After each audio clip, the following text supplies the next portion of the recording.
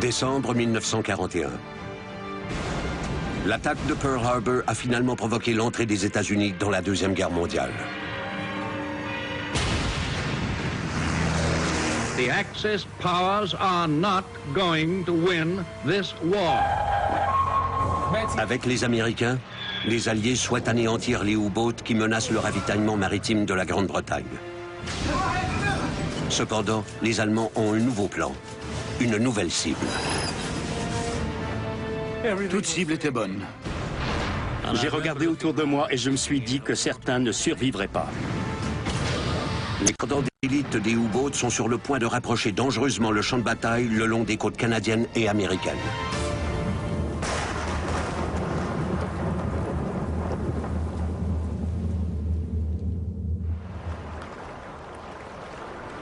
En décembre 1941, le U-123, un sous-marin allemand à long rayon d'action, part en mission secrète.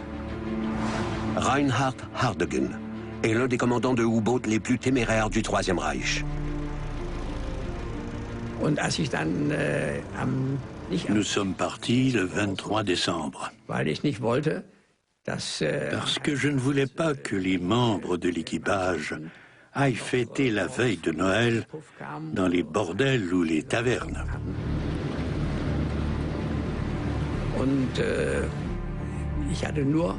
On m'avait donné l'ordre de naviguer jusqu'au 10e degré ouest, où je devais ouvrir une enveloppe qu'on m'avait remise.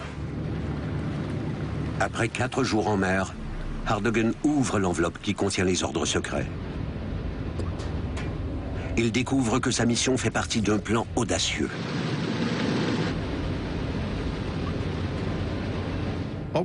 Pour l'opération Battement de tambour, les Allemands voulaient amener le plus grand nombre possible de U-boats près du littoral américain pour frapper les États-Unis aussi fort que possible avant qu'ils ne s'organisent. La mission est si secrète que les ordres de Hardegen ne comportent pas tous les documents requis.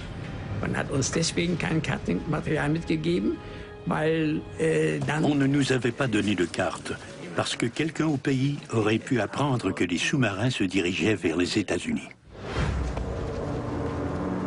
L'architecte de cette mission est Karl Dönitz, le génial stratège de la force sous-marine allemande.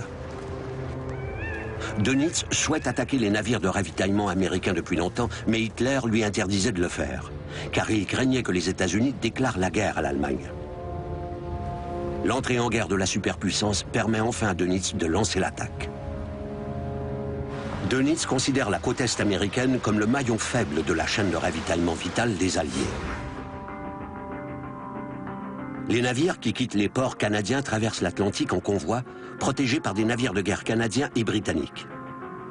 Mais le long de la côte américaine, ils naviguent seuls, sans protection. Si on analyse l'Atlantique Nord du point de vue allemand, on observe une recherche continue des points faibles. Ils ne cherchaient pas à attaquer les forces, mais bien les faiblesses. Ils attaquaient là où il n'y avait ni escorte, ni organisation, ni couverture aérienne. Dönitz considérait la côte est américaine comme un fantastique terrain de chasse, et il avait tout à fait raison. Dönitz souhaite précipiter l'attaque sur les navires américains, alors que le pays est encore ébranlé par le choc de Pearl Harbor. Comme l'attention est fixée sur la guerre du Pacifique, il croit que personne ne sera chargé de la surveillance des U-boats sur la côte est.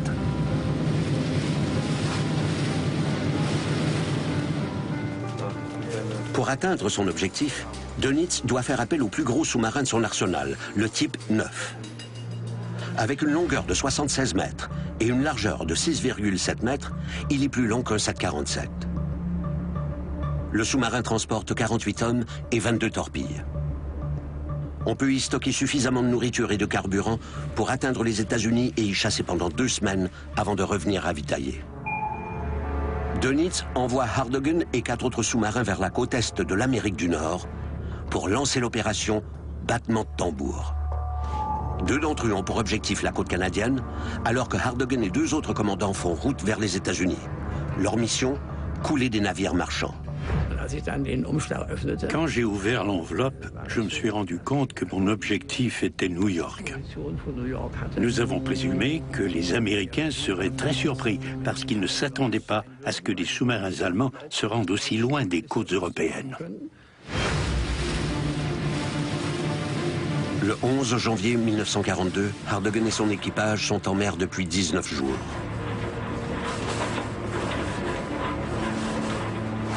À 200 km au sud-est de la Nouvelle-Écosse, ils repèrent le SS Cyclops.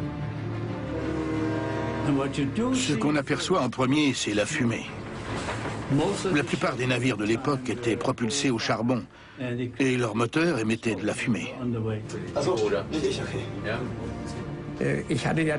J'avais reçu l'ordre d'aller à New York, mais j'avais l'autorisation d'attaquer si je rencontrais un navire de plus de 10 000 tonnes. Hardogan doit prendre une décision lourde de conséquences. L'opération battement de tambour doit commencer dans 2 jours et les autres U-boats n'ont pas encore atteint la côte américaine. S'il attaque maintenant, les États-Unis pourraient apprendre que les Allemands rôdent dans les eaux américaines. Mais il est difficile de résister à une proie si alléchante.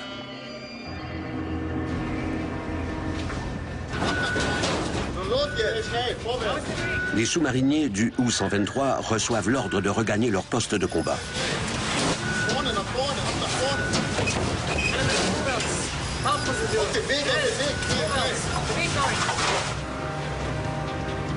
L'équipage du SS Cyclops ignore que leur navire a été pris en chasse.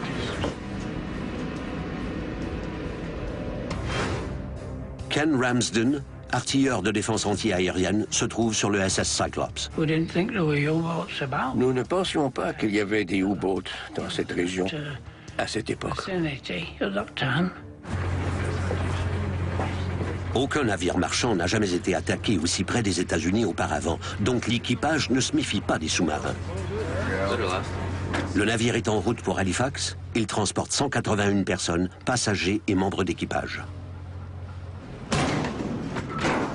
À 1h49 du matin, Hardogan donne l'ordre d'attaquer.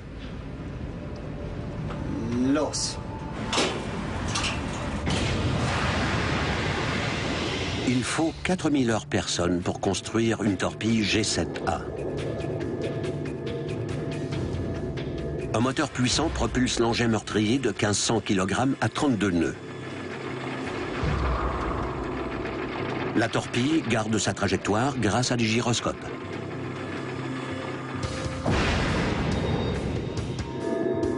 Son nez est bourré de 270 kg d'explosifs de grande puissance qui garantissent une destruction maximale.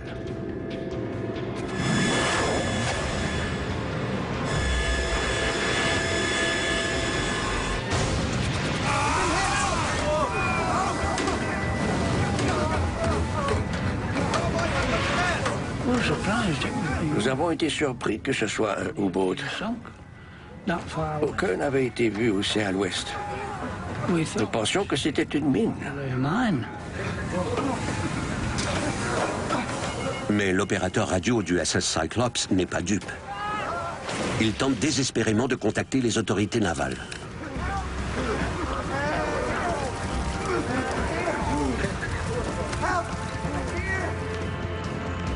Le U-boat de Hardogan intercepte le message.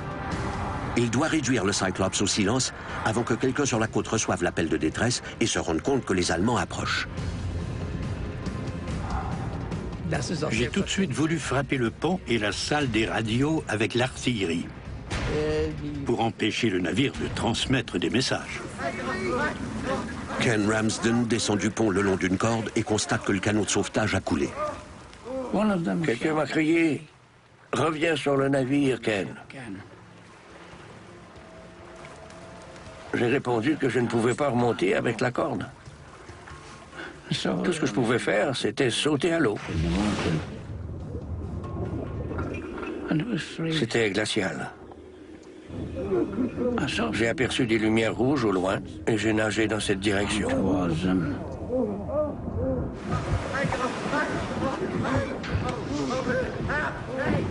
J'ai vu que l'équipage descendait dans les canots de sauvetage. Lorsque j'ai eu le sentiment qu'ils avaient abandonné le navire, j'ai tiré à nouveau. Nous étions dans les canots de sauvetage lorsque la deuxième torpille a touché le Cyclops. Ensuite, il a coulé. Miraculeusement, l'opérateur radio a pu sauter et gagner à la nage le canot de sauvetage de Ken Ramsden. Il raconte que malgré les efforts du sous-marin allemand, le SOS a été entendu par la garde côtière. Nous avions bon espoir d'être secourus. Cependant, l'aide ne peut arriver avant plusieurs heures. La température avoisine le point de congélation. Pendant la nuit, des marins commencent à succomber au froid.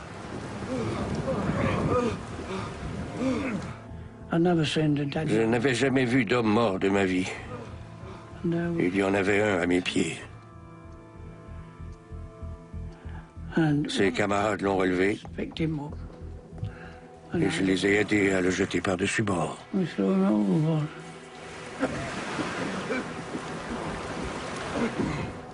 Près d'un jour passe avant que l'équipage ne distingue quelque chose au loin. Nous avons aperçu un avion Catalina. Quelqu'un a lancé une fusée et il nous a vus. L'aide arrive du Canada. Le NCSM Red Deer, un dragueur de mines, est dépêché pour secourir les survivants de l'attaque. Ken Ramsden a survécu, mais 100 hommes ont perdu la vie. Ce sont les premières victimes de l'opération Battement de tambour. Comme Hardogan n'a pas réussi à réduire le Cyclops au silence, la mission est compromise. Le service de renseignement britannique comprend ce que signifie la perte du navire. Ils avertissent sur le champ la marine américaine du danger imminent. Hardogan s'enfuit vers le sud, convaincu que les Américains lanceront des navires de guerre à sa poursuite pour couler son U-boat. Quelques jours plus tard, il s'approche effrontément de la ville de New York. C'est un moment formidable pour le jeune commandant. Il est le premier marin allemand de la Deuxième Guerre mondiale à voir les côtes des États-Unis. Tout était illuminé. Les navires passaient avec leurs feux de navigation allumés. C'était un véritable paradis pour un sous-marin parce que leur défense était pratiquement inexistante. Ils n'avaient aucune expérience. Pendant des années, les Américains ont observé la bataille de l'Atlantique de loin dans les journaux et les films d'actualité. Maintenant, avec les U-boats qui rôdent, les horreurs de la guerre sont sur le point de se déchaîner à 2 pas de chez eux.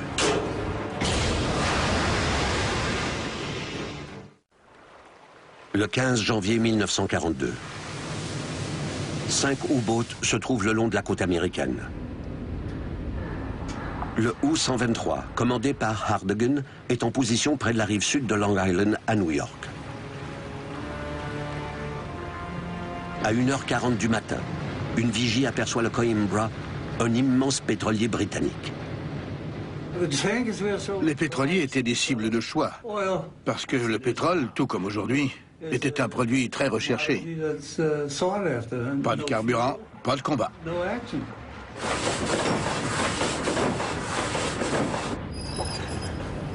Hardogan se prépare à attaquer.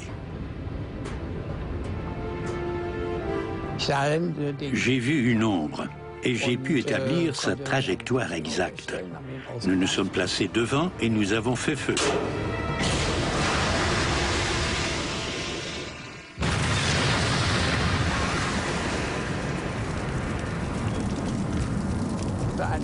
Une grosse boule de feu s'est formée. Elle mesurait plus de 200 mètres. Après une énorme explosion, le navire et la mer se sont embrasés.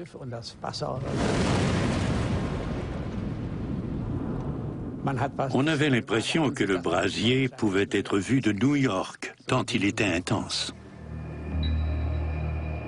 Pendant 2 semaines, les 5 U-boats font des ravages le long de la côte américaine.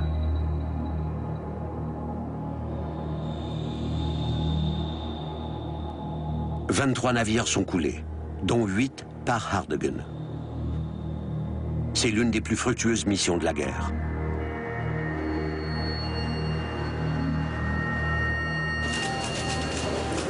Dönitz, qui est très heureux, transmet ses félicitations à l'équipage par radio.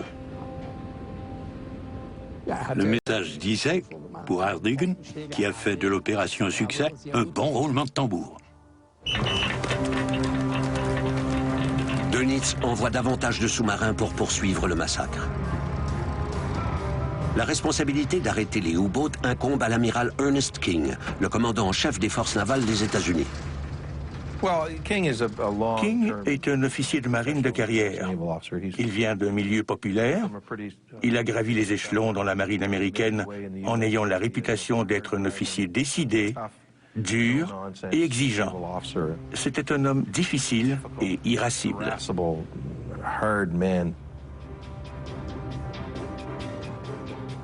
Malheureusement pour les Alliés, King déploie ses énergies ailleurs. Au début de 1942, King est entièrement préoccupé par la guerre du Pacifique. Il s'est donné comme mission de gagner cette guerre. Comme les pertes s'accumulent le long de la côte Est, les Britanniques font des pressions sur King pour qu'il organise des convois et assigne des navires de guerre à leur protection.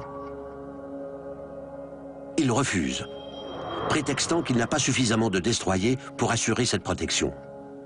Il ne comprenait pas le système des convois. Il pensait que s'il n'avait pas suffisamment de navires d'escorte, les convois n'étaient pas envisageables. Mais les Britanniques savaient que n'importe quel convoi est préférable à aucun convoi puisque cela réduit l'étendue de la cible. Si les navires marchands sont seuls, il en passe un toutes les 10 minutes. S'ils sont en convoi, ils passent en un seul bloc. Comme King refuse d'organiser les convois, les Canadiens prennent les choses en main. L'une des grandes histoires oubliées de 1942 est que les Canadiens ont fait passer des convois de pétroliers à la frontière maritime des États-Unis. Au milieu du chaos et du carnage, des convois passaient et ils étaient canadiens. La marine canadienne organise des convois depuis 1939. Elle escorte maintenant la plupart des navires de ravitaillement qui traversent l'Atlantique. Comme le manque de pétrole brut est criant, la Marine royale du Canada achemine une série de convois des champs de pétrole des Caraïbes vers les raffineries canadiennes. Tous les navires arrivent à bon port. Il y a là une preuve supplémentaire de l'efficacité des convois. Mais Ernest King refuse de modifier sa stratégie. Des centaines de navires doivent donc traverser l'océan seul, sans protection. Ils constituent des cibles de choix. Les Américains curieux affluent vers les plages du pays pour observer les attaques des U-boats.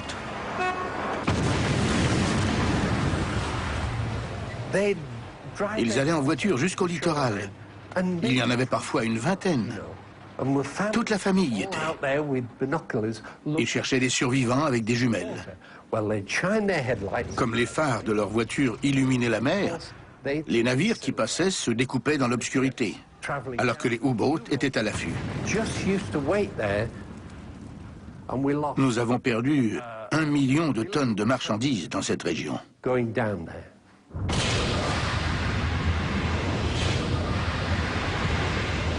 Hardigan est stupéfié par l'absence de contre-mesures. Autour de la Grande-Bretagne, les eaux étaient bien défendues, parce que les Anglais savaient exactement ce qu'il fallait faire. Ils nous rendaient la tâche très difficile. De leur côté, les Américains étaient tout à fait inoffensifs. À mesure que l'hiver 42 progresse, la Grande-Bretagne a de plus en plus besoin de ravitaillement. Le Premier ministre Churchill et ses commandants sont frustrés par le refus de l'amiral King d'adopter le système des convois. Il ne voulait pas écouter les conseils des Britanniques. C'est un homme qui détestait les Britanniques. Il ne s'intéressait ni à leur opinion, ni à leur expérience. Dwight Eisenhower a déjà dit que la guerre aurait fini plus tôt si quelqu'un avait tué Ernest King. Les Britanniques ont souvent eu l'impression que l'amiral éprouvait de l'antipathie envers eux, ce qui est peut-être vrai, mais il semble que King n'aimait personne qui ne faisait pas partie de la marine des États-Unis. Pour les Alliés, l'impensable semble se produire. L'entrée des États-Unis dans la bataille de l'Atlantique vire à la catastrophe. Voulant éviter que ce carnage se prolonge, Churchill envoie une délégation pour tenter de convaincre l'amiral King de changer de tactique. Devant le tollé, King se laisse fléchir et commence à organiser des convois à l'essai.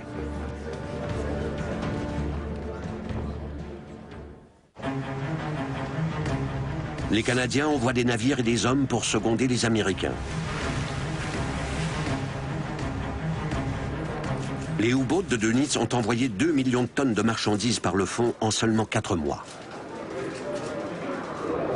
Toutefois, avec l'établissement tardif des convois américains, la situation s'améliore rapidement.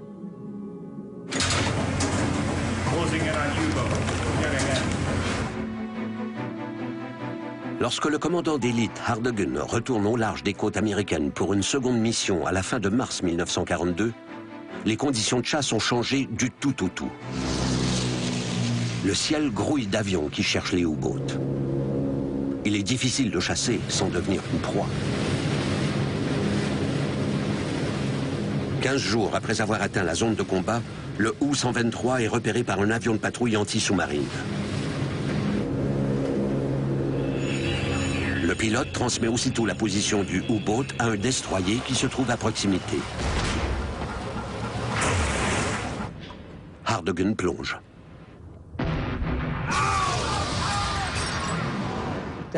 J'avais un roman policier et je faisais semblant de lire. Je me disais que s'ils voyaient leur chef en train de lire, les hommes penseraient que les choses n'allaient pas si mal.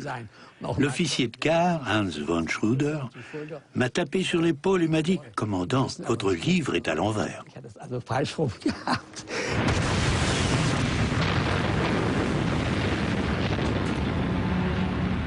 Le U-123 subit des dommages à ses moteurs pendant l'attaque. Il est paralysé à 20 mètres sous la surface. Il a peu de chances de sortir de là. Et encore moins de semer un destroyer.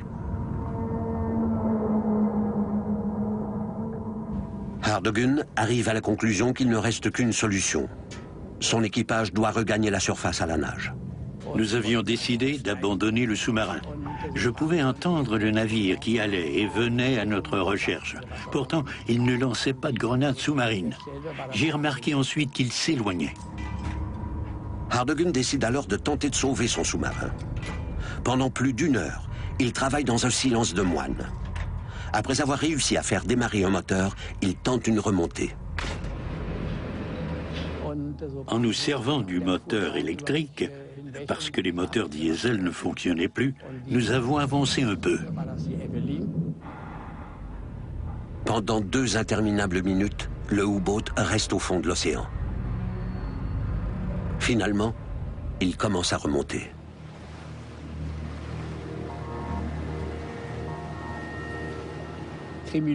J'ai été chanceux.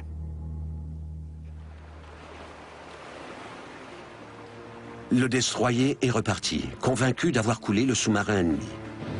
Hardegen revient tant bien que mal à sa base en France. Il est accueilli en héros national. Des centaines d'Allemands veulent saluer celui qui a poussé la guerre jusqu'aux portes des États-Unis.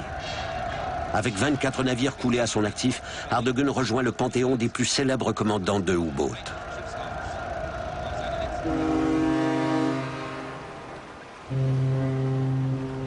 À la fin mai, presque toutes les cargaisons de ravitaillement qui passent le long de la côte Est sont escortées par des avions et des navires de guerre. Les pertes diminuent de façon spectaculaire. L'hécatombe est terminée, mais les pertes des Alliés sont déconcertantes. Plus de 300 navires, dont 129 pétroliers, ont été coulés. Près de 5000 hommes y ont laissé leur vie. L'attaque de Pearl Harbor a été terrible, mais le massacre qui est survenu le long de la côte est américaine est probablement la défaite navale américaine la plus catastrophique. 1942. Malgré le succès des attaques allemandes contre les navires américains, Adolf Hitler n'est pas encore convaincu de l'utilité des U-boats. Son attention est davantage tournée vers le front Est, où les forces allemandes livrent une bataille acharnée contre l'armée rouge de Staline. La campagne de plus en plus rude épuise les ressources allemandes. Dönitz était populaire auprès d'Hitler, c'était un très bon nazi, mais Hitler ne portait pas la marine allemande dans son cœur. Il souhaitait presque sa disparition pour redéployer les ressources ailleurs. Hitler se demande si l'acier réservé aux sous-marins ne serait pas plus utile aux armées qui combattent les soviétiques. Après son retour triomphal, le commandant d'élite Hardogen est dépêché auprès d'Hitler pour discuter de la situation. Quand j'étais au quartier général du Führer, j'ai provoqué la colère d'Hitler parce que je lui ai dit « Monsieur, vous tournez le dos à la mer et vous ne voyez que la terre. Vous ne savez pas qu'il s'agit d'une guerre navale, pas d'une guerre terrestre. L'issue de cette guerre se décidera en mer. » Malgré les doutes d'Hitler, Dönitz croit toujours à la stratégie des U-boats. Mais il a besoin d'un nouveau terrain de chasse. Depuis la fin du printemps, les navires américains se déplacent en convoi. Cependant, comme la majeure partie de la marine américaine combat dans le Pacifique, plusieurs convois sont escortés par des Canadiens. Et les ressources de la marine canadienne sont exploitées au maximum en 1942, après Pearl Harbor.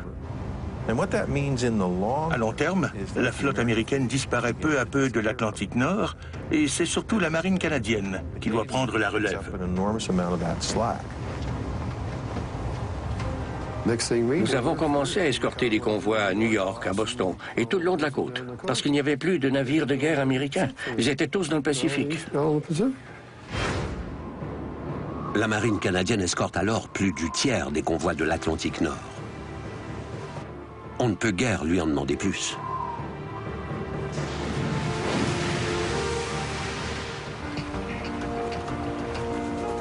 En mai 1942, Dönitz ordonne à ses U-boats de se rendre dans le fleuve Saint-Laurent.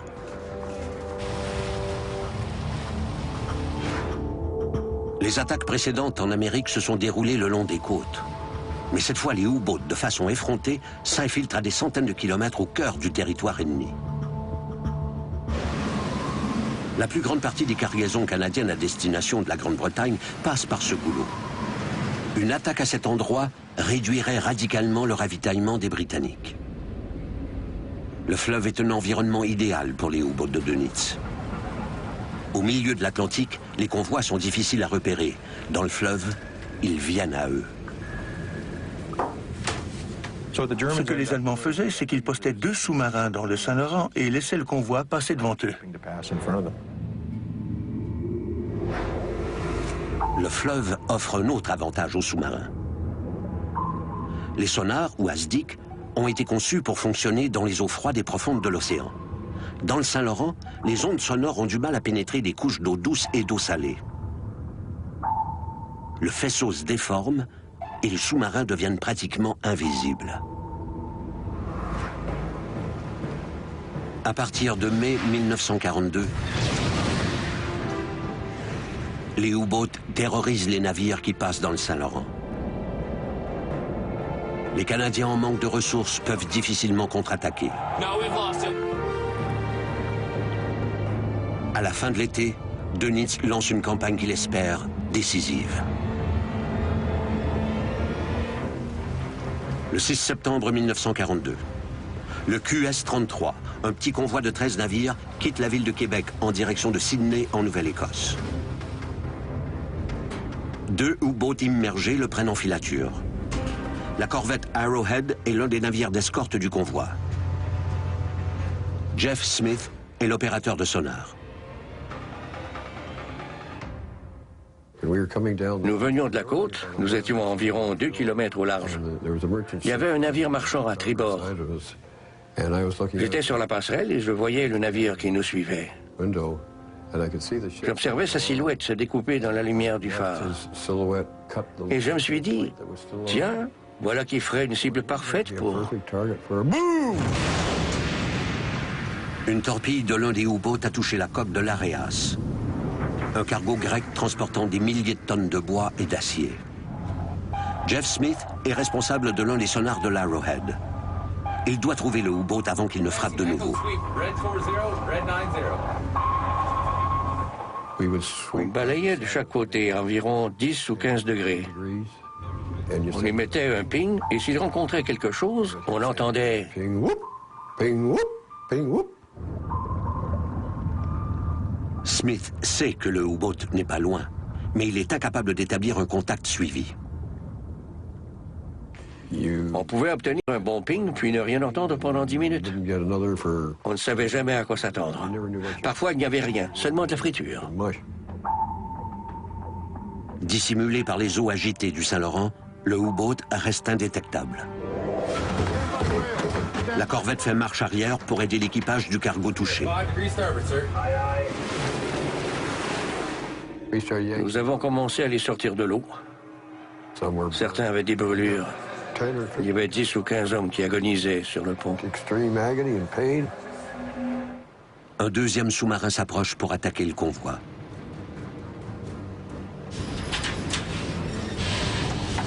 C'est la première mission du commandant Paul Hartwig.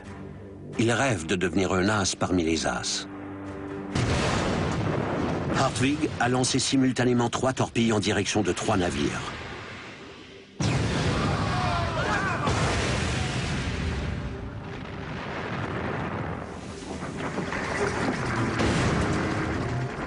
Ils ont disparu en quelques minutes.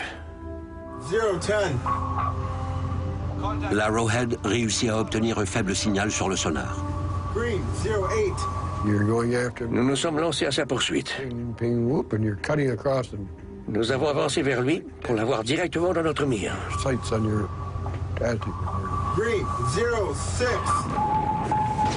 L'Arrowhead réplique par une attaque de grenade sous-marine.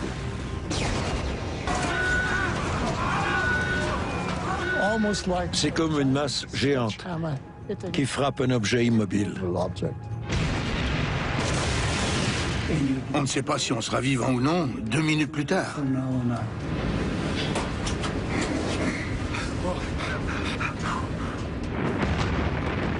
L'Arrowhead poursuit son attaque.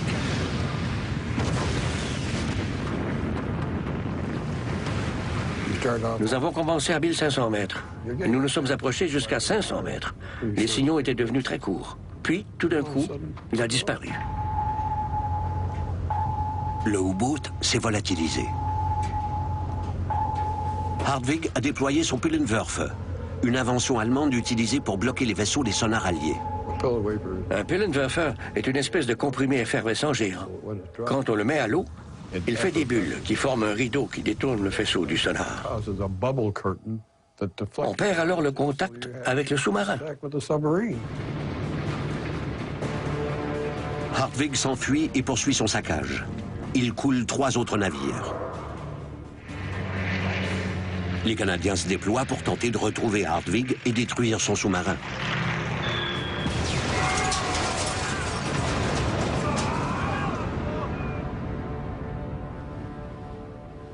Quelques semaines plus tard, Hartwig quitte les eaux canadiennes incognito pour retourner à sa base en France.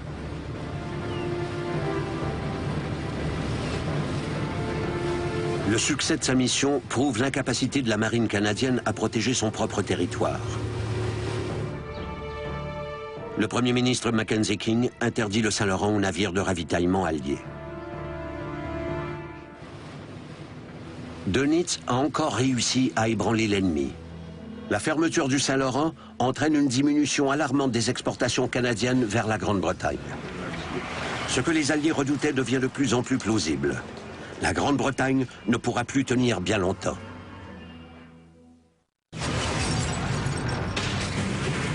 Automne 1942, les Alliés semblent perdre la bataille de l'Atlantique. Les U-boats leur infligent des pertes colossales.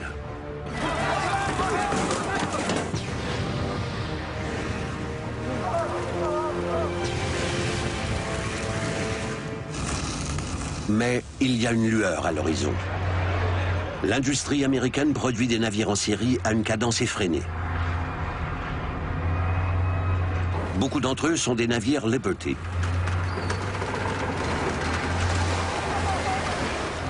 Il a fallu 245 jours pour construire le premier modèle en 1941. Ils sont maintenant produits en 8 semaines.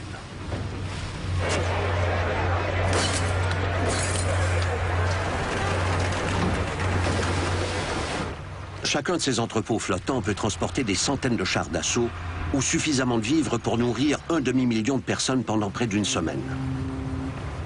Le plan des Alliés est simple. Inonder l'Atlantique d'un plus grand nombre de navires Liberty qu'il est possible d'en couler pour les U-boats. Mais les Allemands n'ont pas chômé. Malgré les doutes d'Hitler, la flotte de U-boats est de plus en plus imposante. Les Allemands continuaient à construire des U-boats et la flotte est devenue imposante. On disait qu'il était possible de marcher de Bordeaux à New York sur les coques épaisses des sous-marins allemands.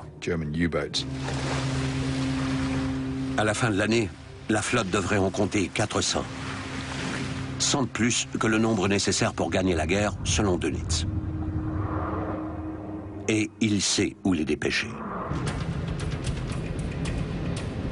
Pendant une bonne partie de l'année, les Allemands mènent une véritable guérilla dans les zones côtières de l'Atlantique. Des U-boats solitaires attaquent des navires marchands qui traversent seuls l'océan. À l'approche de l'hiver, ils décident de cibler les convois qui apportent le ravitaillement vital à la Grande-Bretagne.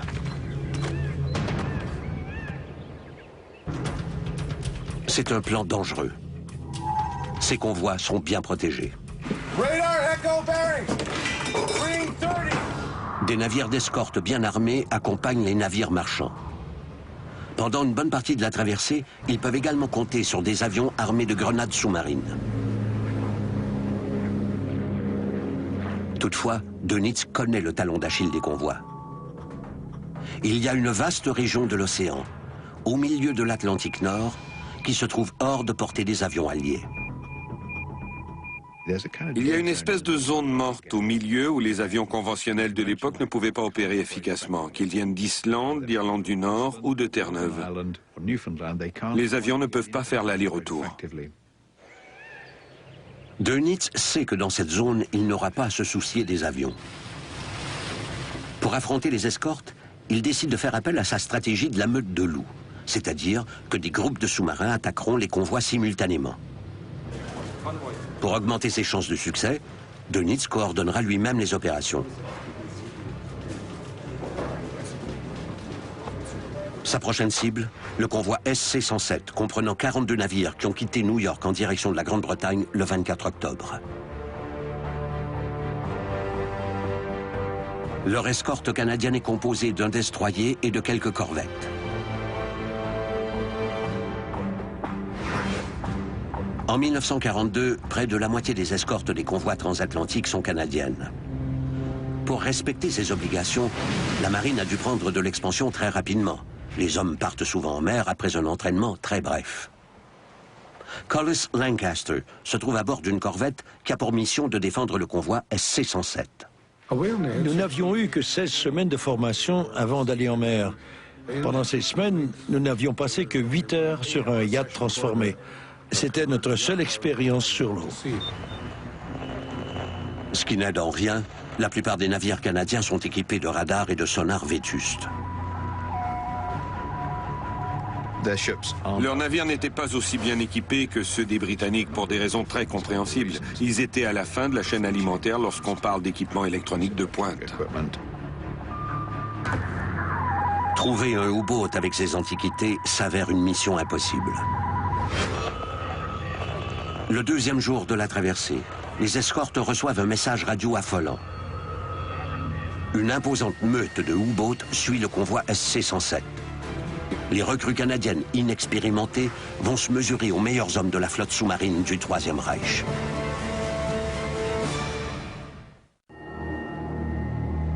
Le 1er novembre 1942, 17 sous-marins allemands suivent un convoi qui se dirige vers la Grande-Bretagne. Il est protégé par quelques navires d'escorte canadiens. Le baron Siegfried von Forstner mène l'attaque. C'est un commandant d'expérience et un maître tacticien.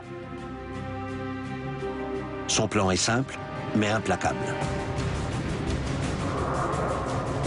Il veut frapper le convoi de toutes les directions simultanément.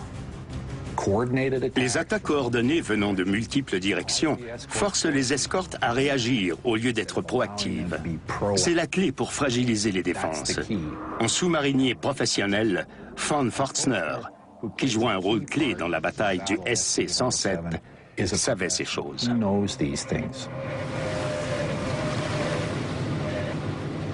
Pour suivre le convoi, les U-boats doivent naviguer à la surface. Pendant des heures, les escortes tentent de forcer les U-boats en maraude à plonger. Il fallait essayer de forcer les sous-marins à rester sous l'eau, parce qu'alors, leur vitesse était de 3 nœuds. Dès que le sous-marin est immergé, le convoi a l'avantage pour la vitesse. Les navires du convoi doivent donc le pousser à plonger, le distancer et l'obliger à jouer à cache-cache. Un peu avant minuit, Von Forstner saisit sa chance. Pendant que le seul destroyer de l'escorte poursuit un autre sous-marin, il passe à l'attaque.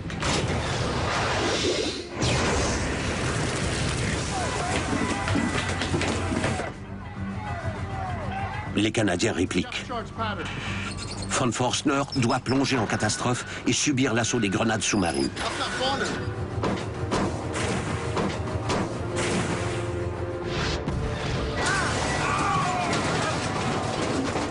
Mais pendant que les Canadiens s'acharnent sur Von Forstner, d'autres sous-marins engagent les hostilités.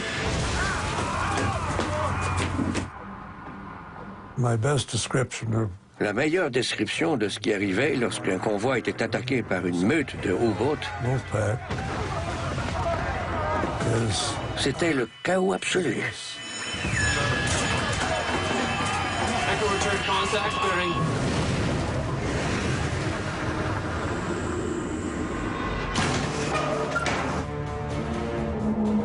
Von Forstner échappe aux grenades sous-marines et touche 2 autres navires. Il fallait toujours se battre. Même si nous perdions 15 navires sur 45, il en restait 30 qui devaient arriver à destination.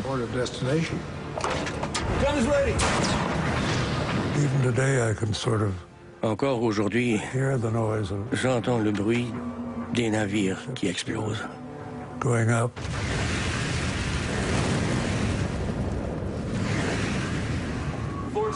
Malgré les efforts des escortes, 8 navires sont coulés en une seule nuit infernale.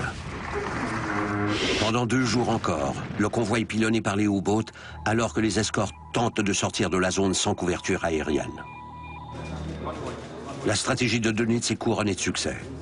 En 4 jours, ces sous-marins ont envoyé 15 navires par le fond.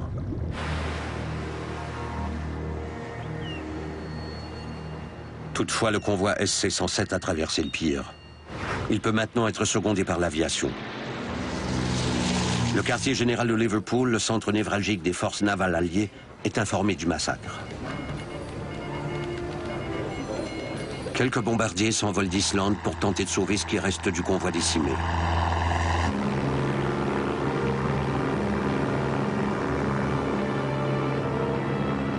L'un d'eux est piloté par Terence Bullock. Nous nous levions vers 5 heures du matin pour voler pendant environ 1000 kilomètres afin d'atteindre l'endroit où se trouvaient les U-boats. 5 heures plus tard, Terence Bullock rejoint le convoi SC-107. Il repère un sous-marin et l'attaque. Quand ils nous apercevaient, ils nous tiraient dessus.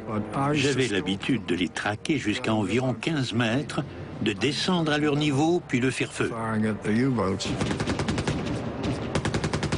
À l'avant, j'avais 4 canons de 20 mm. J'approchais à un angle de 20 degrés pour pouvoir larguer plus de grenades sous-marines le long des U-boats. L'attaque précise de Bullock détruit un sous-marin qui rôdait le long des flancs du convoi. La meute s'enfuit pour éviter la destruction. Les avions dispersent 5 sous-marins et en coulent un autre. Quelques jours plus tard, le convoi arrive dans les eaux protégées de la Grande-Bretagne. C'est la pire attaque de l'année contre un convoi. Des 42 navires qui ont pris la mer, seulement 27 sont arrivés à bon port. Les leçons tirées de la bataille du SC-107 sont limpides. Tant que les Canadiens ne seront pas mieux équipés et entraînés, les meutes de sous-marins continueront de décimer les navires de ravitaillement alliés. Alors que l'année 1942 tire à sa fin, les Allemands semblent bien près de la victoire dans l'Atlantique. Les U-boats de Dönitz ont coulé près de 1200 navires, soit le double de l'année précédente. Les Alliés doivent trouver un moyen pour vaincre les meutes de loups allemandes ou ils perdront la guerre. Janvier 1943.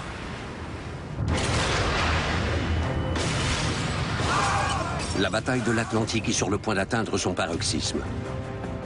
Les convois alliés se voient confier leur plus importante mission à ce jour. Ils doivent transporter les armes et les soldats nécessaires pour l'invasion de l'Europe. Le jour J.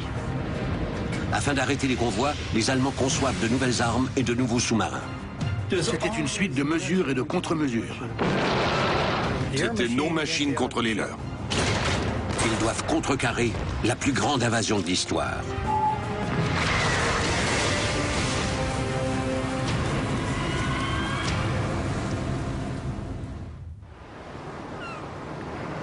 Printemps 1943.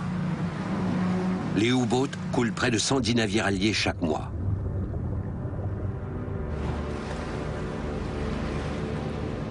Le stratège derrière les attaques des sous-marins allemands est Karl Dönitz. En janvier, Adolf Hitler l'a promu amiral et lui a confié le commandement de toute la marine allemande. Dönitz compte désormais sur une flotte de 400 U-boats qui lui permet d'orchestrer des attaques plus intenses et meurtrières. Il allait être impossible d'éviter les meutes de U-boats. Elles seraient partout et aucun convoi n'y échapperait. En avril, Dönitz dépêche 53 U-boats pour déclencher la plus imposante attaque de la guerre par une meute de sous-marins. Il envoie plus de 2300 hommes au combat, dont son fils de 24 ans, Peter.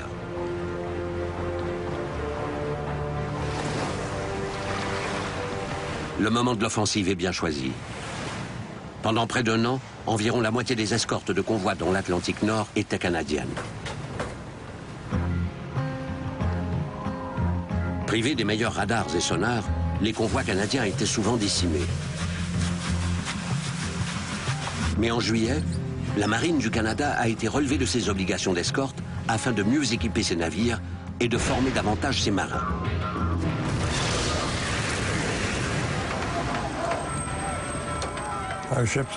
Nos navires avaient besoin de meilleurs systèmes de détection de sous-marins. Nous ne faisions pas du tout confiance à ces radars primitifs pour repérer adéquatement les submersibles. Pendant que les Canadiens se réorganisent, les Britanniques affrontent seuls les attaques impitoyables des Allemands. Leur prochaine cible, un convoi très lent qui quittera bientôt la Grande-Bretagne, porte le nom de code ONS-5. Le 22 avril, 43 navires rongés par la rouille apparaissent en direction d'Halifax. La plupart sont vides. Ils reviendront chargés d'armes et de marchandises qui serviront principalement à la préparation du débarquement. Mais ils dépassent à peine 7 nœuds. Il s'agit d'une proie idéale pour les U-boats. L'un des marins faisant partie de ce convoi est l'anglais Cyril Hill.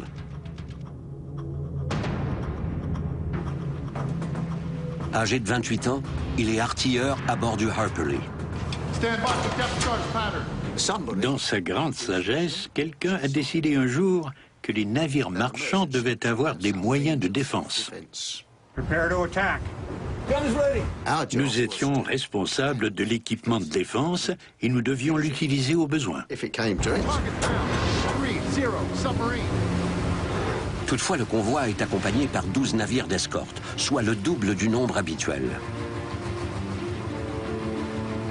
Chaque escorteur est équipé de radars et d'armes de pointe pour affronter les sous-marins.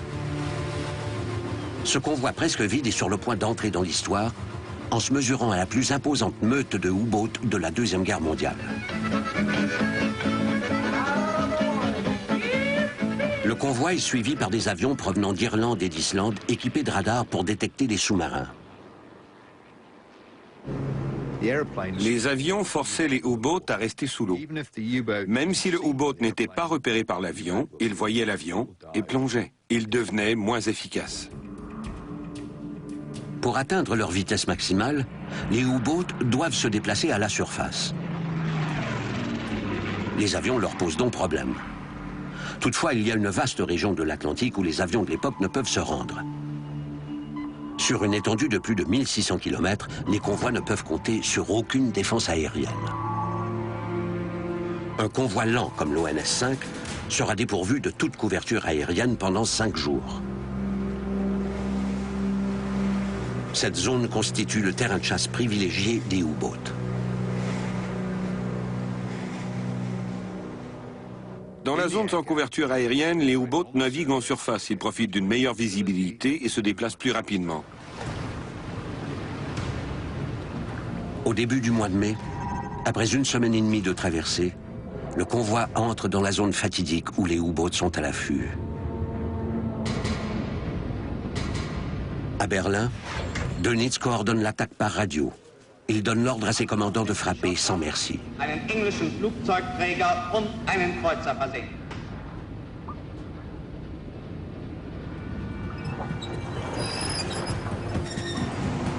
Les U-boats sont 6 fois plus nombreux que les navires d'escorte.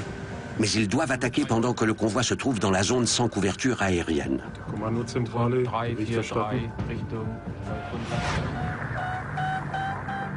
En se basant sur le trafic radio, les Alliés déduisent que l'attaque est imminente. En raison du mauvais temps qui a prévalu au début de la traversée, 4 escorteurs manqueront bientôt de carburant. Ils doivent partir, sans quoi ils tomberont en panne. Des renforts sont en chemin, mais pour le moment, le convoi ONS-5 est encerclé et insuffisamment protégé.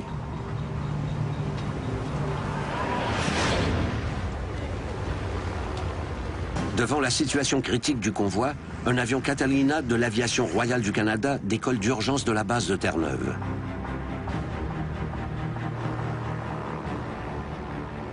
Ils ont pris un Catalina et en ont tiré tout l'équipement qui n'était pas essentiel. Ses mitrailleuses et ses réservoirs de carburant à obturation automatique. Moins lourd, l'avion peut donc se rendre plus loin avec la même quantité de carburant. Après 7h30 de vol, le Catalina repère le convoi ONS-5. La mer agitée a dispersé le convoi. 6 navires ont pris du retard. Et les U-boats s'en approchent. Le Catalina cible l'un des sous-marins qui plonge pour tenter de s'échapper.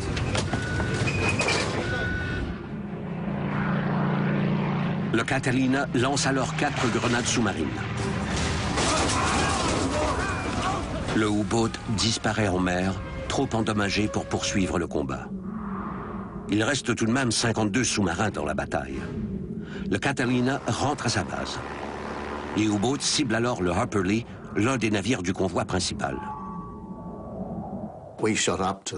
Nous nous sommes précipités au canon pour faire feu.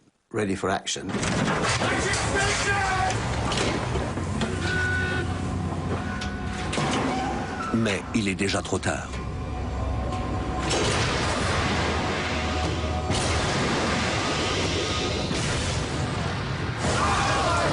Deux torpilles ont touché le navire. L'une dans la salle des machines et l'autre dans la cale avant. Certains de mes camarades étaient littéralement saisis de panique.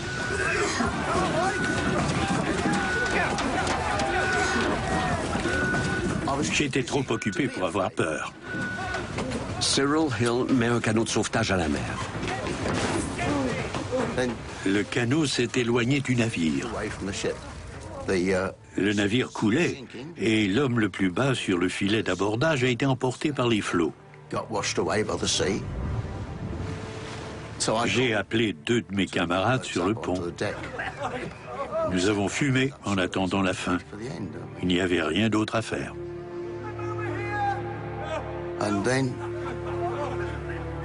Peu après, le canot a dérivé vers nous. J'ai crié aux autres, « Venez, nous avons une chance ». Nous avons tous plongé. J'ai été chanceux, j'ai réussi à l'atteindre.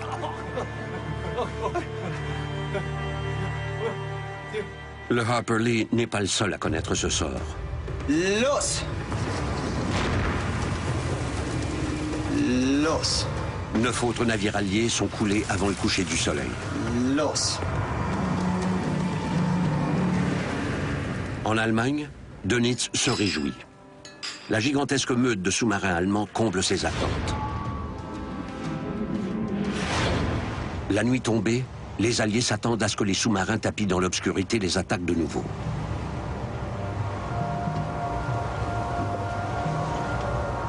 Une fois de plus, Mère Nature vient à leur rescousse.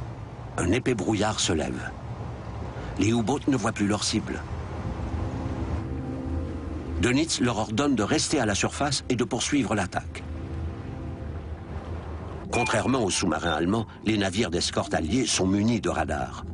Ils visent les U-boats perdus dans le brouillard.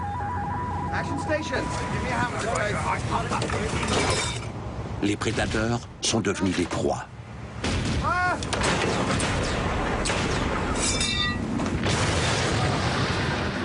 Dans un épais brouillard, on assiste à un massacre de U-boats. Il y en a 5 qui disparaissent très rapidement. En fait, il y a tellement de sous-marins autour du convoi ONS-5 que 2 d'entre eux entrent en collision et coulent.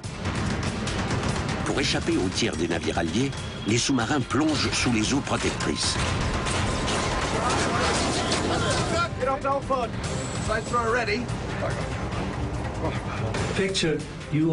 Imaginez-vous à l'âge de 20 ans, à 200 mètres sous l'eau, en pleine attaque.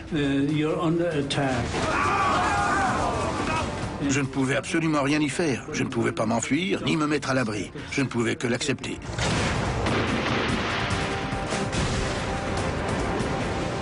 Cinq navires d'escorte supplémentaires arrivent en renfort et se lancent dans la bataille.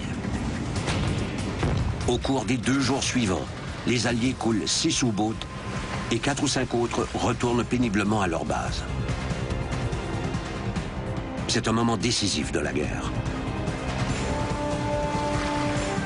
Cela prouve que les escortes des Alliés munis de systèmes de défense contre les sous-marins peuvent protéger les convois, mais également infliger des dégâts importants aux U-boats.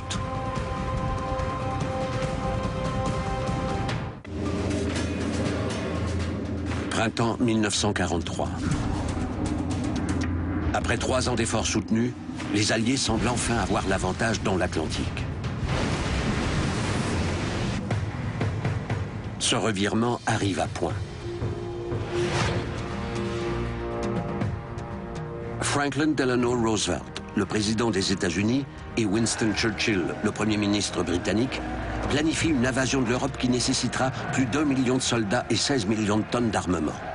Les hommes et les équipements proviendront majoritairement d'Amérique du Nord. Cependant, pour assurer la réussite du transport par convoi, les Alliés doivent traverser la zone sans couverture aérienne où chassent les U-boats.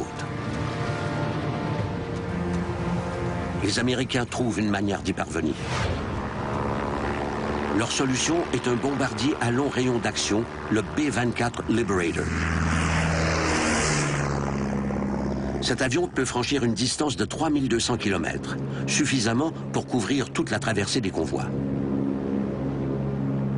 En mai 1943, 50 Liberators s'envolent des bases aériennes d'Islande, d'Irlande et de Terre-Neuve. Pour la première fois de la guerre, les U-boats n'ont aucun endroit où se dissimuler dans l'Atlantique Nord. Terence Bullock, pilote de la Royal Air Force et chasseur de U-boats légendaires, a pris part à l'offensive des Liberator. J'ai été très chanceux. J'ai repéré 28 U-boats et j'en ai attaqué 19. J'en ai coulé que 4, mais c'était ardu. Les U-boats sont assiégés.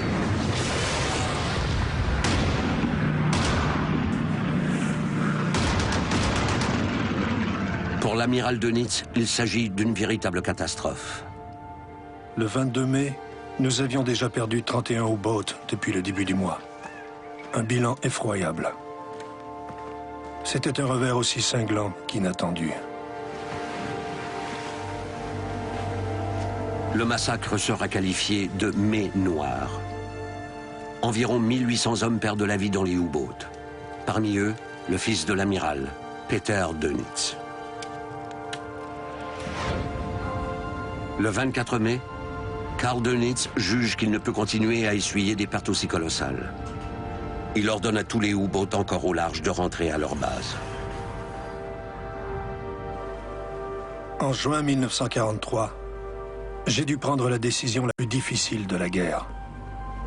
Je devais déterminer si je retirais les sous-marins de toutes les régions, mettant ainsi un terme à la guerre des U-boats, ou si je les laissais continuer leurs opérations malgré la supériorité de l'ennemi. Malgré les pertes colossales, la loyauté des sous-mariniers allemands envers Dönitz demeure inébranlable. Il y a une citation célèbre de Dönitz. Ce sont les hommes qui se battent, pas les navires. Il croyait que l'esprit combatif de ces hommes triompherait. Les Britanniques et les Américains se fiaient également à l'esprit combatif de leurs équipages, mais ils leur ont fourni davantage d'armes et de technologies récentes pour les aider.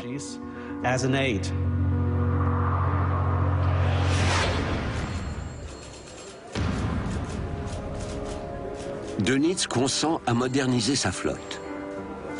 Il accepte les conseils des ingénieurs allemands pour modifier considérablement ses U-boats. Il approuve les plans d'un U-boat plus performant. Celui-ci peut rester sous l'eau pendant des semaines à l'abri des avions et des radars. La flotte sous-marine sera également armée de nouveaux types de torpilles. Mais il faut du temps pour mettre au point ces technologies. La Marine royale du Canada l'a appris à ses dépens. Pendant une bonne partie du conflit, les navires de guerre canadiens ont navigué sans radar ni sonar moderne. Les convois en ont beaucoup souffert.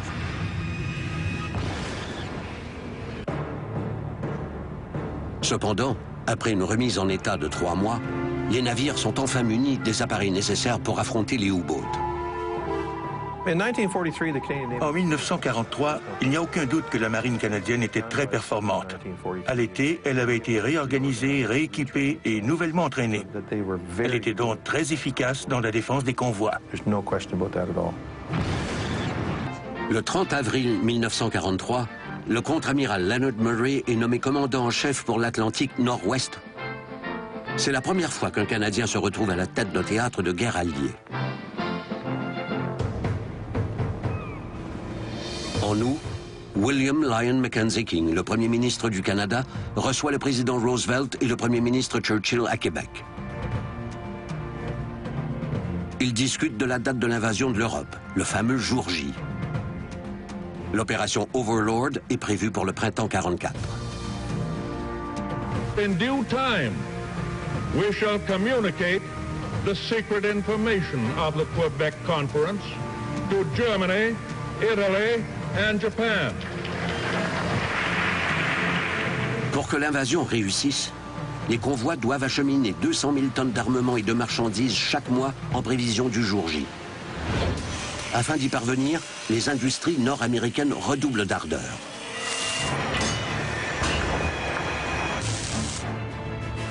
Certaines chaînes de production atteignent 1,5 km de longueur. Un avion Liberator est produit toutes les 63 minutes. Les navires Liberty sont mis à l'eau au rythme effréné de 3 par jour.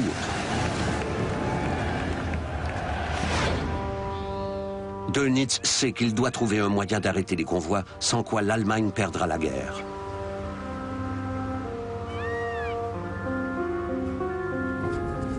Il ordonne à ses U-boats de retourner à la chasse aux convois dans l'Atlantique Nord.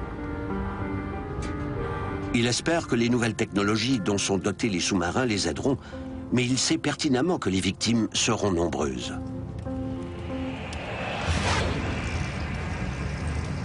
Je crois que Dönitz se souciait de ses hommes, mais dans une certaine mesure, comme le disait Lénine, ils étaient des idiots utiles.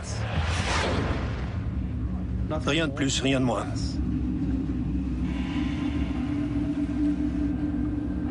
Les sous-mariniers ont toujours fait confiance à leur commandant, mais cette fois, ils craignent d'être envoyés à une mort quasi certaine.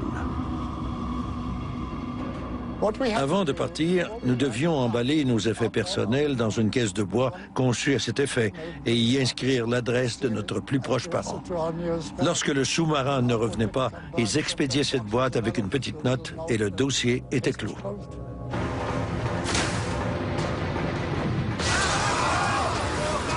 L'Atlantique se transforme en cimetière pour les U-boats, mais les Allemands ont encore une carte à jouer. Automne 1943. Désespérés, les Allemands mettent au point une nouvelle stratégie pour tenter de reprendre le contrôle de l'Atlantique. On ordonne aux U-boats d'attaquer d'abord les escorteurs armés et de s'en prendre ensuite aux navires marchands plus vulnérables. Toutefois, la chasse aux destroyers s'avère beaucoup plus difficile. Les torpilles sont conçues pour atteindre les navires marchands qui s'enfoncent profondément dans l'eau et constituent une cible facile. Mais la coque des destroyers ne s'enfonce que très peu dans l'eau. Les torpilles allemandes traditionnelles passent bien souvent en dessous sans même les effleurer. En Allemagne, les scientifiques ont mis au point une nouvelle arme, la T5. Il s'agit d'une torpille acoustique. Elle atteint sa cible en se dirigeant grâce au son de l'hélice.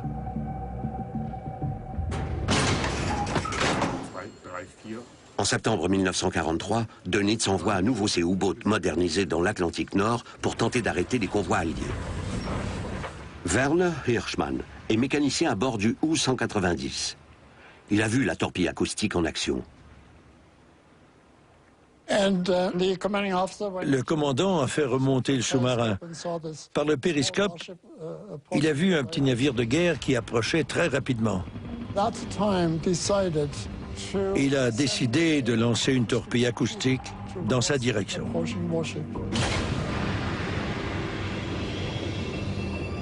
Elles étaient difficiles à éviter. Même si on les apercevait, on ne pouvait pas dévier facilement le navire de sa course, surtout s'il avançait rapidement. Et quand on les voyait, il était trop tard.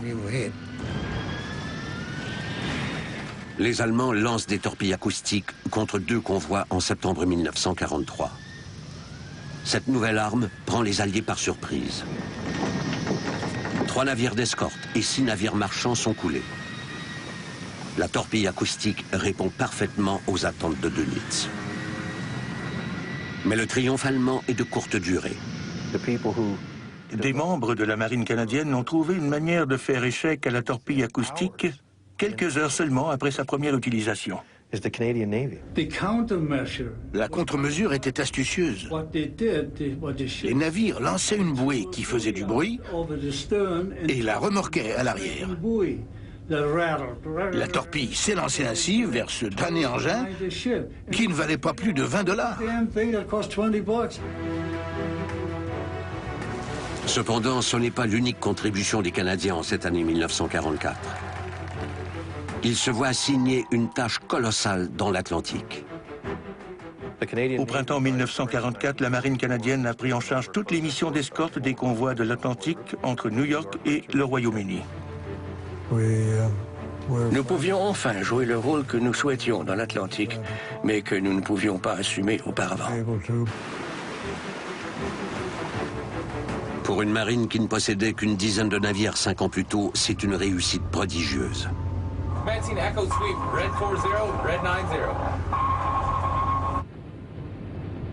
Mais les Canadiens affrontent de meilleurs sous-marins allemands. Leurs coques sont plus résistantes, ce qui leur permet de s'immerger plus profondément pour éviter les grenades sous-marines. Il n'y a que dans les profondeurs de l'océan que les sous-marins allemands sont à l'abri des attaques alliées. Mais ceux-ci n'abandonnent pas la partie. Ils cherchent de nouveaux moyens de combattre les U-boats qui se cachent à plus de 200 mètres sous l'eau. L'un de ces moyens est le Hedgehog, un nouveau type de grenade sous-marine. Lancé de la proue et muni de 24 bombes et de 13 kg d'explosifs, il peut atteindre les sous-marins beaucoup plus profondément. La frégate canadienne Waskesu est au nombre des navires munis de ce nouvel équipement. En février 1944, elle détecte la présence d'un U-boat. Bruce Menzies est l'opérateur de sonar du navire. Nous l'avons pourchassé pendant 5 ou 6 heures. Le U-257 est un vétéran de la bataille de l'Atlantique. Il combat depuis 1941 et n'a perdu aucun membre d'équipage. Le sous-marin plonge profondément dans l'océan pour tenter d'échapper à l'attaque.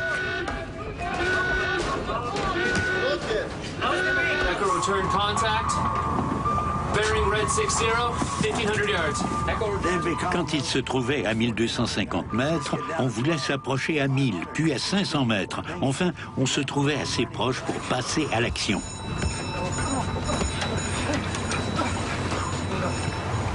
Tout le monde était nerveux. Il était inutile de prétendre que nous n'avions pas peur, car c'était faux. Nous avons eu recours au Hedgehog.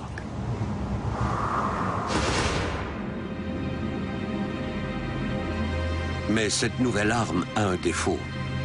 Pour exploser, le Hedgehog doit entrer en contact avec sa cible.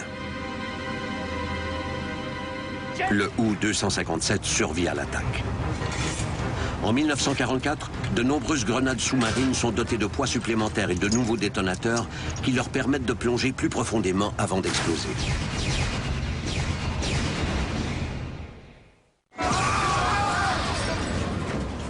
Le U-boat endommagé doit remonter à la surface. L'équipage abandonne le sous-marin.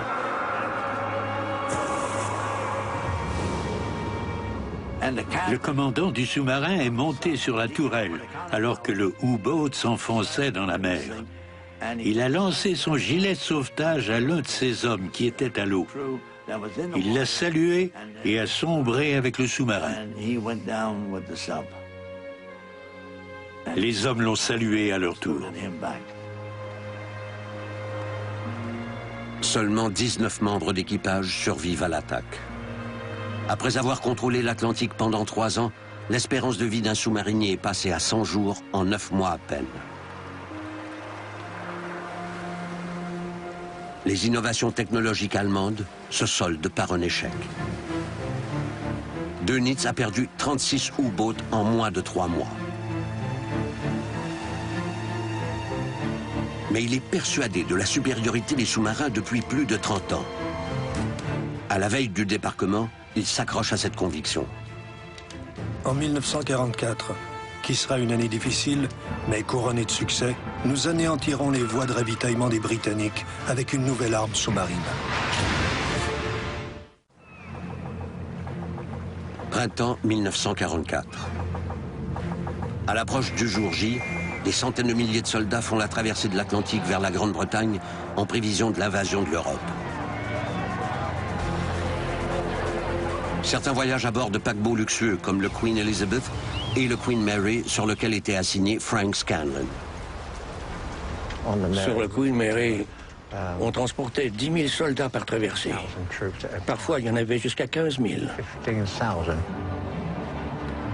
Ces paquebots n'ont pas besoin de la protection des convois. Grâce à leur vitesse de pointe de 55 km à l'heure, ils distancent sans difficulté les sous-marins. Aucun ne sera victime des U-boats pendant la guerre. En mai, 1 million de soldats sont réunis en Grande-Bretagne en prévision de l'opération Overlord.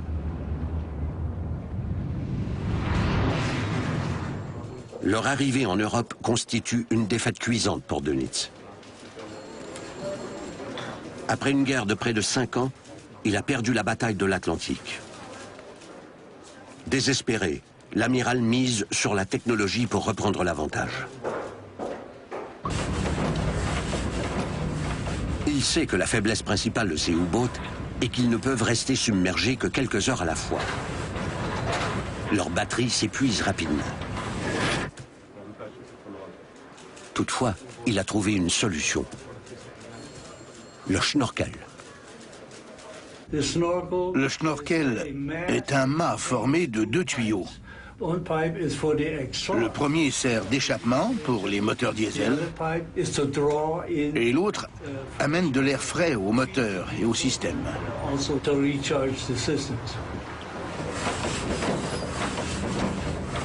Grâce au schnorkel, les U-boats peuvent se déplacer sous l'eau et rester quasi invisibles pour les radars et les avions ennemis.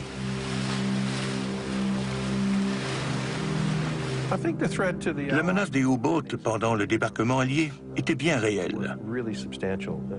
La flotte sous-marine allemande aurait pu se lancer dans une sorte de sacrifice wagnérien.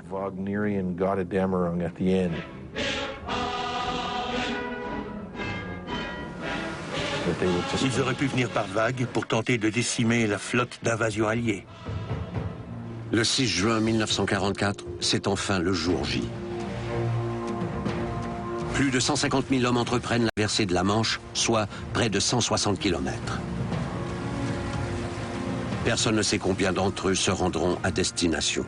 À 4 heures le matin du jour J, nous avons reçu l'ordre d'appareiller.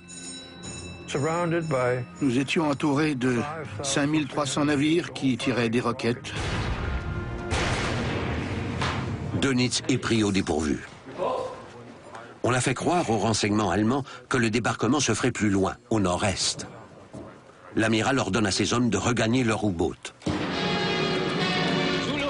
Nous avons appris qu'il fallait nous rendre dans la Manche. J'ai reçu un télégramme qui m'ordonnait de me présenter à la base immédiatement. Ça ne faisait l'affaire de personne. Je crois que c'était vraiment un acte de désespoir pour provoquer quelque chose et attaquer à n'importe quel prix. L'invasion est en cours. Comme marin, on sait ce que ça signifie. Des centaines de navires, des avions partout. 36 U-boats s'engagent dans la mission la plus importante de la guerre. L'amiral Dönitz ordonne à ses loyaux sous-mariniers d'accomplir le sacrifice ultime pour la survie du Troisième Reich. On ne ménagera aucun effort pour arrêter la flottille d'invasion de l'ennemi, malgré l'eau peu profonde, les mines ou tout autre obstacle. Les Alliés s'attendent à une attaque sous-marine. L'aviation constitue la première ligne de défense. C'est l'opération Quark. Pendant que la flottille d'invasion s'approche des plages, 375 avions patrouillent la Manche.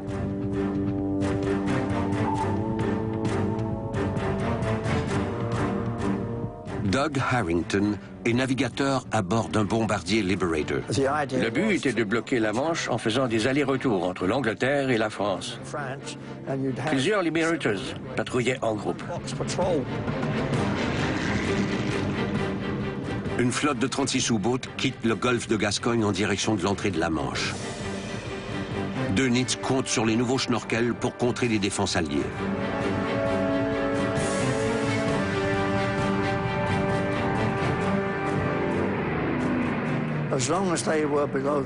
Tant qu'ils étaient sous l'eau, c'était très difficile de les repérer avec les radars de l'époque. Cependant, 28 U-boats sans schnorkel doivent se déplacer à la surface. Grâce à leurs radars, les avions alliés les repèrent facilement.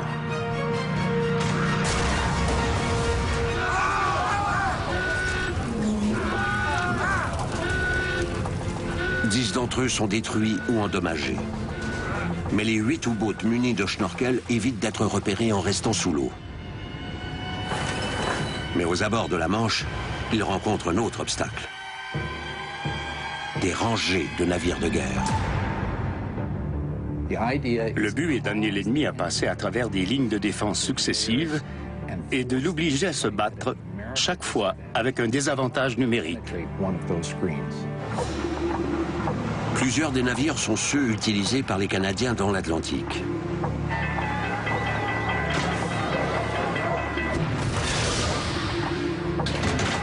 Au cours des mois précédents, 6 des 31 U-boats coulés dans l'Atlantique Nord l'ont été par des Canadiens. En reconnaissance de cet exploit, on leur a confié une mission cruciale pour le jour J.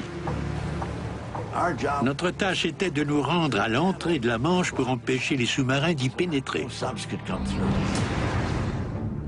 Les U-boats immergés sont bombardés de Hedgehog dès qu'ils s'approchent de l'entrée de la Manche. Au milieu de la matinée, des milliers de soldats alliés foulent le sol français. Le jour du débarquement, aucun sous-marin allemand n'a pu pénétrer dans la Manche. Les Alliés ont tiré profit de leurs 4 années d'expérience à la guerre pour contrer les U-boats et remporter cette bataille.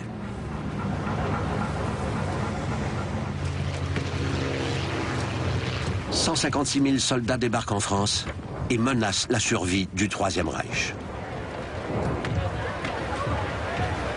Mais ce n'est qu'un début. Dans les semaines qui suivent, des milliers de soldats traversent la Manche. Dönitz a encore le temps de mettre un frein à l'invasion. Il ordonne aux sous-marins munis de schnorkels qui sont en France et en Norvège de converger vers la Manche. Au fil des semaines, quelques-uns se faufilent entre les défenses ennemies. Ils y parviennent en se déplaçant au fond de la mer.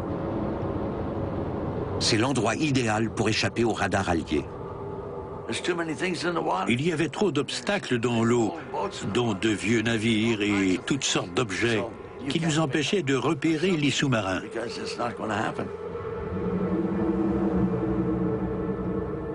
Le U-767 se dirige vers l'entrée de la Manche. Le 18 juin, 5 destroyers britanniques voient la chance leur sourire. Ils détectent le sous-marin grâce à leur sonar.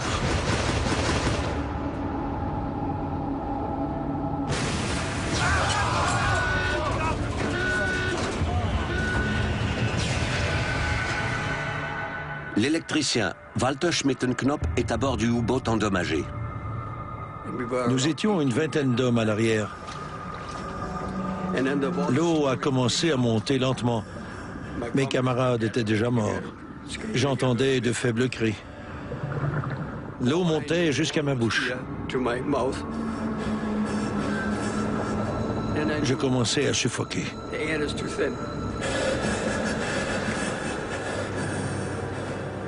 Il y avait une trappe pour les torpilles. J'ai attendu longtemps, durant plusieurs minutes. Puis j'ai constaté que la trappe s'ouvrait. J'ai donc poussé le verrou et j'ai pu sortir. J'ai enfilé mon masque et je me suis mis à respirer l'air de ma bonbonne.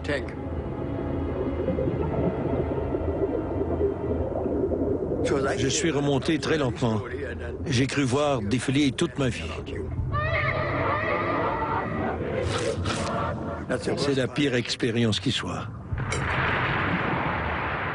Ce n'est pas comme si on regardait un film, c'est réel. C'est aussi réel que ce qui se passe ici maintenant. Chaque mot prononcé depuis l'enfance, chaque endroit visité, chaque action, chaque personne rencontrée, on revit tout. C'est inexplicable. Personne d'autre n'a réussi à sortir.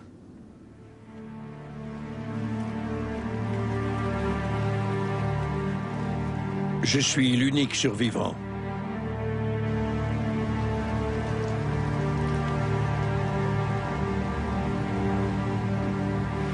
Peu de U-boats assignés à arrêter l'invasion s'en sortent. L'amiral Karl Dönitz a tout misé sur la flotte sous-marine et il a perdu son pari. L'Allemagne doit contrer une invasion massive des troupes alliées et Dönitz sait qu'il a une part de la responsabilité. Juillet 1944. Pendant que les armées alliées repoussent les forces allemandes sur terre, la flotte des U-boats se retrouve également en mauvaise posture. Les Alliés occupent le golfe de Gascogne. Les ports des U-boats sont encerclés. C'est un coup dur pour l'amiral Dönitz. Sa flotte sous-marine n'a plus d'accès direct à l'Atlantique et aux convois alliés. Peter Peterson est mécanicien sur un U-boat qui se trouve au large à l'été 1944.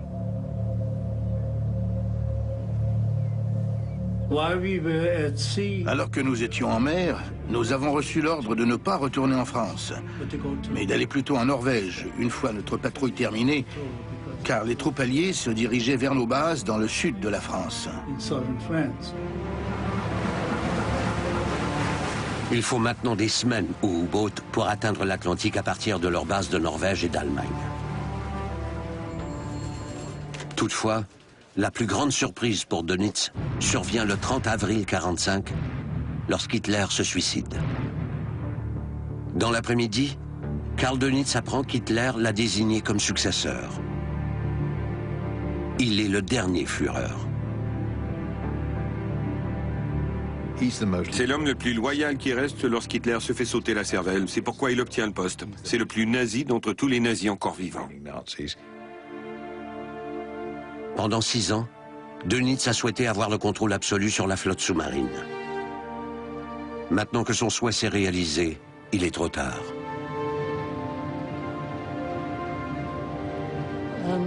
À environ 550 km au sud-est de Terre-Neuve, nous avons reçu un message embrouillé de l'Allemagne, nous disant que la guerre était terminée, que nous devions remonter à la surface, jeter nos munitions par-dessus bord, dire à tous qui nous étions et attendre d'autres instructions.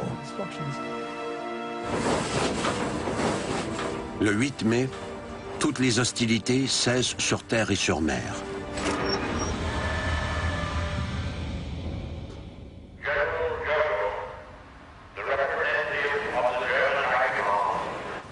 And of Grand Admiral Dönitz, the designated head of the German state, signed the act of unconditional surrender.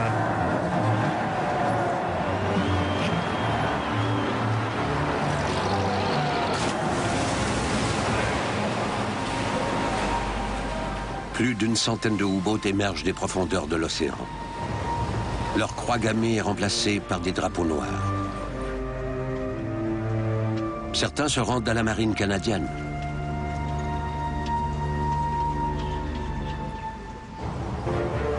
Cette force, autrefois modeste, est passée d'une dizaine de navires à tout près de 400, ce qui en fait la troisième marine en importance dans le monde. À la fin de la guerre, près de 100 000 hommes et femmes ont servi dans la marine canadienne. Parmi les nombreuses et notables contributions du Canada durant la Deuxième Guerre mondiale, c'est sans doute celle de la marine qui s'est avérée la plus importante. Sans la marine canadienne au service des convois en 1944 et même avant, on serait probablement encore en guerre. À la fin de la guerre, la marine canadienne pouvait être qualifiée d'excellente. Mais il a fallu bien du temps pour en arriver là.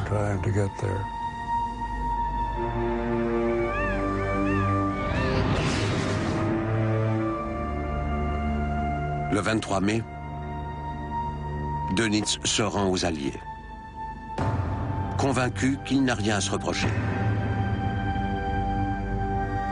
Sous son commandement, les U-boats ont coulé 2452 navires dans l'Atlantique, ce qui a causé la mort de 30 000 marins marchands.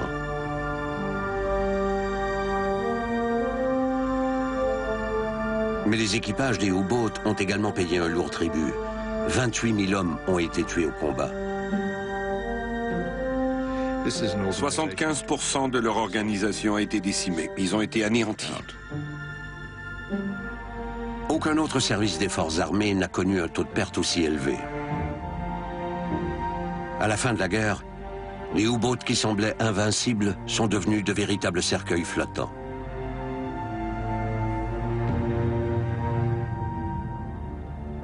L'un des pans oubliés de la bataille de l'Atlantique est l'incapacité des Allemands à prendre le virage de la technologie et de l'innovation.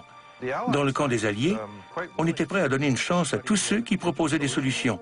Du côté de l'Atlantique, les Allemands n'ont jamais intégré les sarraux de laboratoire avec les uniformes, alors que les Alliés y sont parvenus. Karl Dönitz subit son procès à Nuremberg et est reconnu coupable de crimes de guerre. Il passe 10 ans en prison et s'éteint le 24 décembre 1980. Aujourd'hui, les derniers survivants de la bataille des convois ont environ 90 ans. Mais la guerre qu'ils ont livrée dans l'Atlantique les hante toujours. J'ai perdu beaucoup d'amis pendant la guerre. Des amis avec qui j'aimais passer du temps.